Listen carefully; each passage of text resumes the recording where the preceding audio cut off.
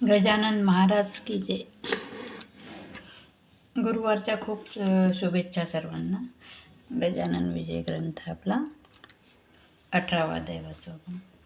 गजानन महाराज की जय. गजानन महाराज की जय. गजानन गणगण गणात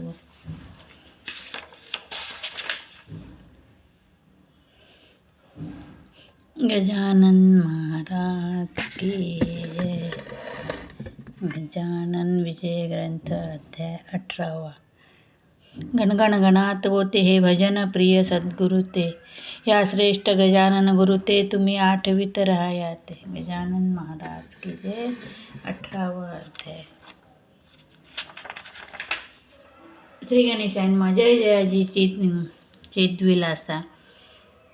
हे गोविंदा श्रीनिवास आनंदकंदा परेशा पाही मामा दीनबंधू. हे केशवा केशमार्दना. हे माधवा मधुसूदना. हे पुतना प्राण शोषणा पांडुरंगा रुक्मिणीपती. काय माझ्या आहे म्हणे ते तू जाणशी. चक्रपाणी तेच कार्य तुझे लागोनी. बोलून जाऊ पद्यनाभा. भक्तजी जी इच्छा करी ती तू पूर्वीशी हरी पूर्वीशी श्रीहरी. ऐसे पुराणा भीतरी आहे वर्णन बहुरसाळ. म्हणून माझ्या मनोरथ पूर्ण करा पंढरीनाथा. सोडामणीची कठोरता दासगणू हा तुझास. अकोटचे शेजारी मुणगाव नामे एक नगरी. तेथे बायजा नामे खरी समर्थ भक्ती नसे. हरिमायाचा वंशात हिचा जन्म झाला सत्य. शिवराम नामे हिचा हातात गुलाबाई जन्य असे. बायजाचे बाळपणी लग्न झाले होते आणि लढाटी त्या विधात्यांनी लिहिले असे तेच घडे. बायजा आली तारुण्यात गर्भधारण करण्याप्रत घेऊन गेला तिचा तात जामाताच्या गृहाशी.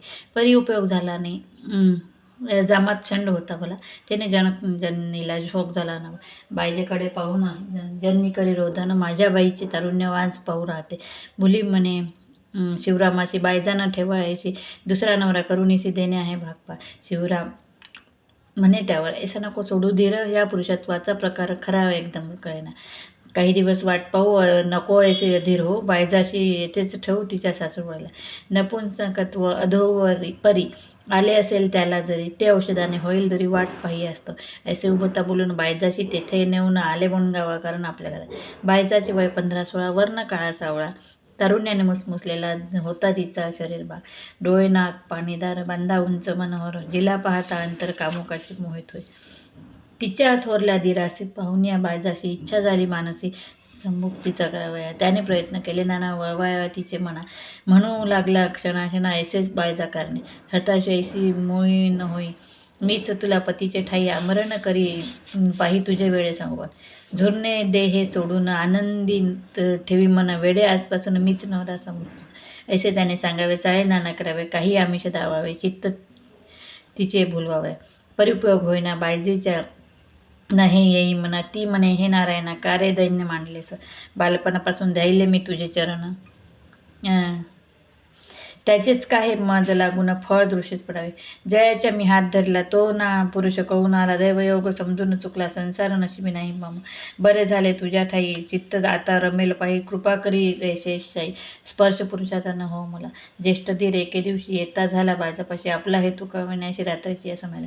तो बायजाने इन्कार करून केले उत्तर. कैसीला अजून तिळभर नाही उरले ती तुझ्या. तू माझा ज्येष्ठ धीर पित्यापर्यंत साचार. सोड हवे विचार स्वैराय सांगू नको. हात येजा भाषणात तो ना आणि मुळी मनात होता कामाची वासना. नित्य विलया जात असे. अंगावरी टाकणे हात जो तो पाही इतक्यात तयाचा तो थोरला सूत माडीवरून पडला हो. खोक पडली डोक्यात. बायजेने धरले त्याची बाजू बसवून आपल्या मांडीशी औषध लावू लागली. बायजा म्हणे ज्येष्ठ धीरा या गोष्टीचा विचार करा. अविलास तो नाही बरा परस्त्रियेचा केव्हाही. मुलगा पडलेला पाहून भय पावले त्याचे मन. अनुताप त्याची झाला पूर्ण केलेली या कर्माने. त्याने नाच सोडिला सदन निवांत राहिला. पुढे शिवराम घेऊन गेला कन्येस आपुल्या मुणगावी. भुलाई म्हणे पतीस चला जाऊ शेगावासी. महाराजाची पुसायासी. पुढील भाकीत बायजायचे ते मानले शिवरामासी. आला घेऊन कन्येशी महाराजांचे पुसायासी. आपल्या कांतेस बायजा घातली पायावर. केली विनंती जोडून कर कृपा करा या मुलीवर. पुत्र पौत्र द्यावे. ते समर्थाने ऐकले. शिवरामाशी हसत वरले. अरे नशिबी नाही लिहिले विधात्याने पुत्र हिच्या. जेवढे पुरुष जगतात तेवढे असते की तिच्यात हात. उगे न पडा बंधात लग्न तिचे करण्यात. हे त्या शिवरामाला नागवर शोक झाला. घेऊन त्या बायजाला परत आला मुणगावी. परी त्या समर्थवचनांनी बायजा आनंदली म्हणे निष्ठा गजाननाच्या चरणी जडली. तेव्हापासून समर्थाचा एक भक्त मुणगाव पुंडलिक नामे मुणगावात त्याचा संदेश गावात बायजा येऊ लागली. पहिला प्रथम अडथळा जननी जनके नाही केला. शेगावस जाण्यास पुंडलिकाचे बरोबर.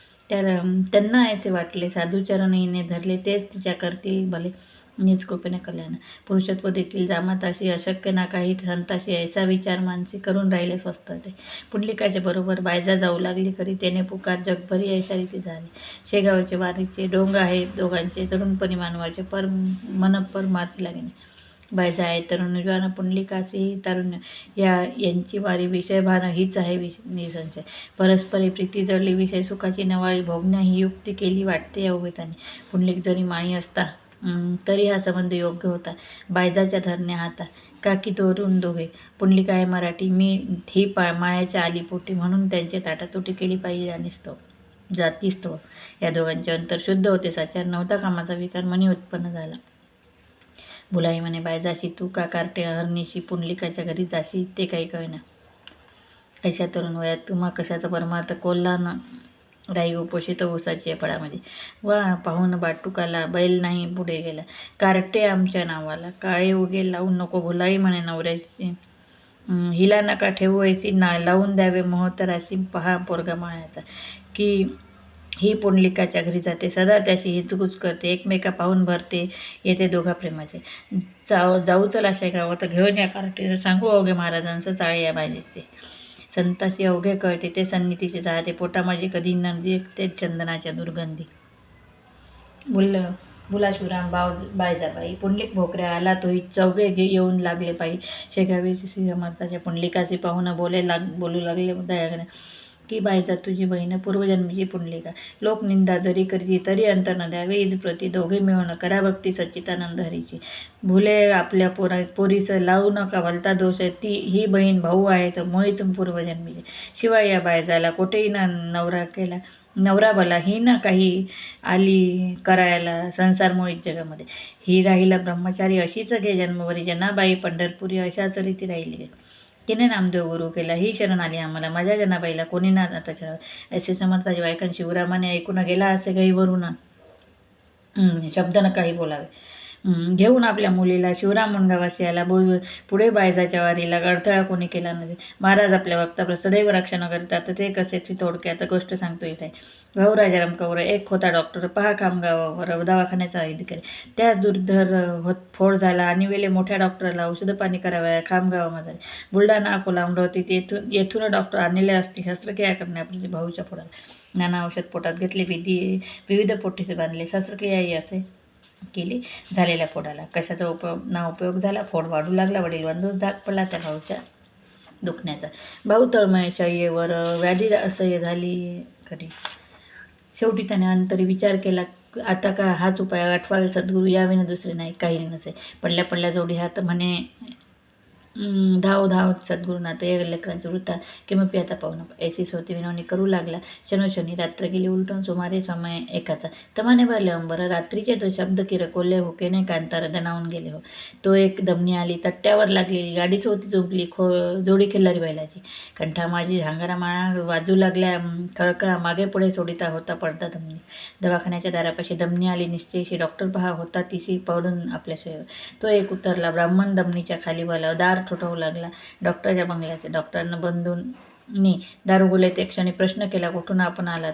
ब्राह्मण बोले, त्या कारण माझे गजा नाम विधाना तीर्थ अंगारा घेऊन शेगावून आलो मी. डॉक्टर भाऊ कौराला जो का आहे फोड झाला, हा अंगारा पाठविला लावण्या त्या फोडाची. प्यावशी तीर्थ दिले तीर्थ, हे घ्या आपल्या हातात, मी जातो आता, परत वेळ न मशी राहावे. तीर्थंगारा देऊन निघून गेले ब्राह्मण. या शोधा या कारण भाऊने शिपाई पाठवला. परीपत्ता न लागला, गाडी न दिसली कवनाला, भाऊ म्हणून मनी घोटाळला. कशाचा ना तर्क झाला, फोडास लावेला अंगारात होतात काय फुटला खरा. येऊ लागला भराभरा पूर त्या सोडते फोडातून. एक घटका गेल्यावर पूर गेला निघून. पहा किती आहे जोर समर्थाच्या अंगारात. भाऊनी निद्रा लागली ते व्याधी पुढे बरी झाली, हळूहळू शक्ती आली, भाऊ झाला उपरोध. दर्शन गेला शेगावचे, तो समर्थ बदले त्यास.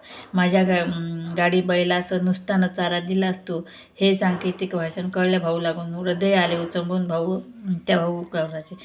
त्या रात्री ब्राह्मण खचित माझा गजानन, लेकरांसाठी धावून खामगावास आला. कौरे केले अन्नदान, त्या व्याधीचा निमित्त जाणं. अंतनाने असती पूर्ण गजाननाच्या अवल्या. असो एकदा समर्थ स्वारी निघती झाली पंढरपुरी ती चंद्रभाग तेरी विठ्ठलाची भेटा होती मंडळी बरोबर. दिवसवारीचा सचार स्पेशल गाड्या वरचेवर जाऊ लागल्या पंढरला. जगू आबा पाटील हरिबापुना मंडळी दुसरी सोडून या शेगाव नगरी नागझरीला आले हो. त्या गावी माळावर आहे एक भुयार, येथे गोमाजी नामे साधूवर समाधिस्थ झाले. झरे निवंत पाण्याचे आसपास त्या माळ्याचे आहे म्हणून गावाचे नाव पडले नागझरी. हा गोमाजी बुवा साचा गुरु महाराजांची पाटलाचा प्रथम आशीर्वाद झाला ज्याचा शेगावीच्या पाटलावर, म्हणून पाटील शेगावचे गोमाजीला वंदून साचे रस्त्यात लागती पंढरीचे ऐसा त्यांचा परिपाठ. या परिपाठे हे म्हणून नागझरीस येऊन अग्निरथांत बैसून निघते झाले पंढरीला. हरिपाटलाबरोबर समर्थाची होती स्वारी बापुने आणि दुसरी माणसे 550. आषाढ शुद्ध नवमीचा तो दिवस होता साचा समुदाय वारकऱ्यांचा येऊ लागला पंढरीचा. मेघ दाटले अंबरी क्वचित कोठे भूमीवरी पर्जन्याची वृष्टी खरी होऊ लागलीच होतं. ते भुवैकुंठ पंढरपूर गजबुजून गेले फार. भरती येता सागर जेवी जाय उंच म्हणून. प्रदक्षिणेच्या रस्त्यावरील टाळांची गर्दी खरी. जय जय रामकृष्ण हरिभक्त म्हणती उच्चर स्वरे. शब्द कवनाच्या कवनाला नाही ते ऐकावया ऐसे आनंदी. आनंद चालला तो वाणू कठोर. नाथ निवृत्ती ज्ञानेश्वर सावरा गोरा कुंभार श्री तुक बादेवकर सोमान मुक्ता जनार्दन या संतांच्या पालख्या पंढरीसह आल्या. एका भक्तांनी उधळीला बुक्का आदर करा बुक्का. त्या योग्य आकांक्षात बुक्क्याचे जणू झाले छत. सुवास उठला घमघमीत गर्दी फुल तुळशी फुलांची. चौथे त्या समयाला समर्थ आले पंढरीला. उतरत जाऊन वाड्याला त्या कोकाची पाटलाच्या प्रदक्षिणेच्या वाटेवर वाडा चौफाळ शेजारी दर्शनाला भेट खरी झाली असे जवळ. पोलीस हातावरची उभे राहिले. रस्त्यावर पथे चालले वारकरी भजन करीत हरीचे. एकादशी साचार हरिपाटलाबरोबर बापूने विना इतर गेले दर्शन हरीच्या. बापूने मागे राहिला तो हा होता स्नानास गेला म्हणून त्याची वेळ झाला. मंडळी गेली निघून. स्नान करून आला घरी तो समजले अशापरी दर्शनाची गेली सरी आत्ताच मंडळी विठ्ठलाची. मग तो निघाला पळत दर्शनाचा धरून हेत. राऊळाच्या भोवती अमित गर्दी झाली. लोकांची मुंगीच वाट मिळेना. तेथे ना हा बापूना केव्हा जाईल दर्शना. शिवाय गरीब बदलात बापूना म्हणे मानसी हे विठ्ठला ऋषिकेश कार्य निष्ठूर झाला अशी मजला दे दर्शन. तू सावत्या माळ्या कारण अरणी गेला धावून. तेवी येई राऊळांतून मज भेटाया बंद. अरण्य होते 8 कोस ते तैसे नव्हे येथे खासावं. या मंदिरात सानिध्यात उभा आहे विठ्ठल. तुम्हा लोक म्हणतात तू अनाथांचा असतीनाथ. मग का रे देवा मज प्रत उपेक्षेले यावे. ऐसे बहुत धावा केला. शेवटी बापू ना हताश झाला. परत बिराडासी आला. अस्तमानाने समयाचं मूक झाले होते म्लान. अवघ्या दिवसाचे उपोषण बापूंचे अवघे मन विठ्ठलाकडे लागले. शरीर मात्र होते घरी. मन मंदिराच्या सभोवारी फिरत होते भिरी याचे नाव ध्यास हो. बापूनासी पाहून हसू लागले अवघेजण. हा बेटा अभागी पूर्ण कळून आला आपला. शेगावून दर्शना पंढरीसह आला जाणतेने येऊन खेळ नाना फिरता राहता गावामध्ये. याची तांबिक अवघी भक्ती याच कशाचा श्रीपती. ऐन वेळेला राहती गैरहजर दुर्दैवी. कोणी म्हणाले बापूनाला वेदांत आहे अवघ्या आला तो कशाशी दर्शनाला जाईल सांगा राव. त्याचा भगवंत हृदयात आहे सर्वदा खेळतो. वेदांताचे ऐसे मत दगडा म्हणजे काय झाले. आपण वेडे म्हणून घ्या गेलो दर्शन. बापूनाचा नारायण वाटेला तेथे उभा असे. मग दुसरा म्हणाला मग येथे कशाला आला. का शेगावी तयाला भेटला नसता. अहो हे वेदांती लोकज्ञान सांगते शब्द चावटी समयच्या करते अनुभव चालेच नाही. सगुण वासना झाल्या पूर्ण मग होणार आहे ज्ञान. न आल्यासी लहानपणा तरुणपण येतो कसं. ऐसा उपवास याचा प्रत्येकाने केलासाच्या अवघ्यांच्या एकट्याचा टिकाव लागावा कुठून. तो बापूना बसला उपोषित दातांनी लावणी दात. हे होते अवघे 5 स्वामी निजल्या जागे. गरिबाचे साकडे साधूलाच एक पडे सत्संगी त्याला गडे तेच खरे भाग्यवान. समर्था म्हणती बापूना दुःख नको करून म्हणा. ये तुला रुक्मिणीवरा भेटविते या काळी. या काळी. तो महाराज उठे टाकले कटी हात ठेवले पाय खाली जोडविले. रामचरण दावाव्या तुळशी फुलांच्या माळा कंठी मूर्ती सावळी गोमटी. बापूनाच्या पडली दृष्टी शिर ठेविले पायावर. पुन्हा जो पाहेवरी समर्थ दिसले पहिल्या परी. त्याने बापूनाच्या अंतरी अति आनंद झाला. धोतर पागोटे आनिशेला तो घरी दृष्टी पडिला तोच त्याने पाहिला. दर्शना जाता रावळात. इतर म्हणाले महाराज असे दर्शन आम्हास होऊ द्या. आम्हा का आहे आज पुनरची रपी स्त्रीच्या दर्शनाचे. असे एक भाषाने बोलते झाले गजानन. बापूनासारखे आधी मन तुम्ही करा ते आपले. ते तसे झाल्यावर दर्शन घडवी निर्धारी. ते दर्शन वस्तू खरी काय मिळे बाजारात. म्हणून ती आणून देऊ तुम्हा कारण निष्पाप करा आधी मन तरीच पुढले झाले. पहा समर्थाचे बापूनाला विठ्ठल साक्षात दाखविला. कुकाजीच्या वाड्याला संसत्व का खेळ असे संत आणि भगवंत एकरूप साक्षात गुळाच्या गोडीप्रत कैसा करावे निराळे काला घेऊन ये अखेरी मंडळी फिरली माघारी बापुण्याच्या अंतरी दर्शन तिथे असावे याचे पुण्य करून पुत्र झाला त्या कारण रसिक चतुर विद्वान संत सेवेचा न जाई वृथा जाई पंढरीच्या प्रसादाने पुत्र झाला त्या कारणे म्हणून नाव ठेविले नामदेव बालकासी कवठे बहादूर गावाचा एक माळकरी होता वराडा प्रांताचा म्हणून उतरला वाड्यात ते आषाढी द्वादशी मरी आली मुक्कामासी त्या पंढरपुराशी मग काय विचारता प्रेतामागे चाले प्रेत पोलीस शिरते घरात यात्रा काढून देण्याप्रत डॉक्टरांच्या हुकमाने वारकऱ्याला ओढीत ती गाडी माझी बसवी ती चंद्रभागेच्या पार करी ती कुर्डवाडी रस्त्याला हा कवठे बहादूरचा वारकरी झाला मरीने आजारी ढाळ होती वरच्या वरी उलटी मुळीच थांबेना गोळे हातपायांस येऊ लागले बहुता वशी कोणी न जाई त्यापाशी शुश्रूषा कराव्या पोलीस भयाने ते वृत्त कळविले ना कोणा प्रत